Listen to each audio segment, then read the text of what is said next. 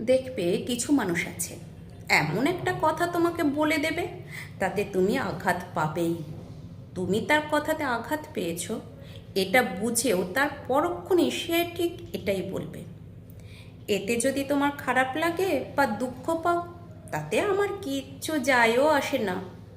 ঠিক এই কথাটাতে কষ্টটা তখন আরও দ্বিগুণ হয়ে ওঠে। আমি ভাবি তাই মানুষকে দুঃখ দিয়ে যারা এই ধরনের কথা বলে, নির্দয় কথা বলে যারা ভীষণ রকম কষ্ট দেয়, তারা কিভাবে পারে?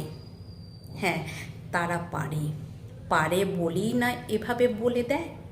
কথার ঔদ্ধত্যতা বড্ড ভয়ঙ্কর।